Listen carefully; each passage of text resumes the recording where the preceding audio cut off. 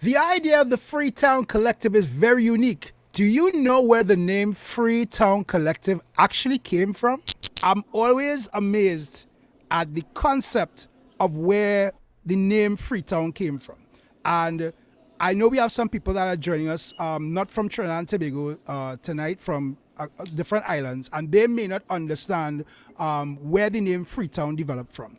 And it's important too because I want to establish that Freetown to me is not a soca band, right? That I don't look at Freetown as a soca band. So Freetown is not a soca band. As a matter of fact, Freetown is more like an entity that is created to impact the world in a particular way, right?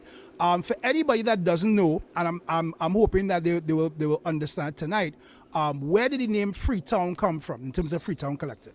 Yeah, so in about 2009 or so, I found out a piece of my history that I didn't know about, and it was so powerful that it inspired this, right? So, in the mid 1800s, there were a group of Africans. There was a group of Africans who came from West Africa, right? They were Yoruba people, and when they got here, they were indentured workers, meaning that they had contracts. These people were never slaves. And it's so important to note this because it means that a part of our ancestry, some of the people who were born on this island were not slaves. They were free people from birth. They understood what it meant to be free. They did not have slavery in their blood. You understand? They were never enslaved people. When you talk about Moruga and the companies and all that kind of stuff and the Americans, they're talking about free people, right? Yeah. These people, when they came, they took the money that they had because they came with money, and they bought land because they understood the value of land. And they made this place called Freetown, right? And it was called Freetown because they were free people, right? And it was also known that, they used to go and buy people, like buy other people's freedom, and people would come and they would work in Freetown and pay them back and all that. I had a lot of that going on. Right. It is such a powerful part of our history that got wiped out. It's not taught in schools. How? Why? Why am I living in a place called Belmont that was once known as Freetown? And all I know is that it named Belmont. My ancestors did these great and wonderful things. So when I found that out, I was like, well, boy, the world need to know this. Trinidad and Tobago and the region, everybody need to know this because these people came and these are my ancestors. Right? I claim them. If nobody don't want to claim them, these are my ancestors. And so I started thinking to myself, well, what was their intention?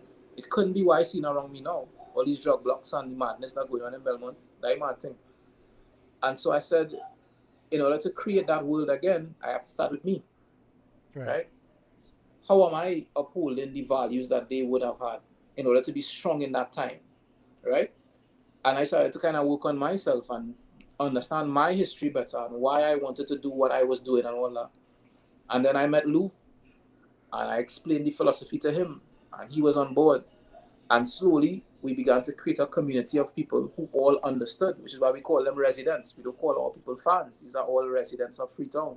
Yeah. And the idea is that everybody who encounters Freetown becomes in and of themselves a Freetown. So anybody who encounters them now also becomes free because of the ideology that has been passed along. So one day when I am gone, it will still live on as an ideology, hopefully. You know what I mean? So that's the essence of where it comes from. Remember, if you're enjoying the content that comes out of the Creative Collective podcast, please make sure and like and subscribe to my page on YouTube at ReadyMix DMTV or follow me on Instagram and Facebook at Shamari KRL.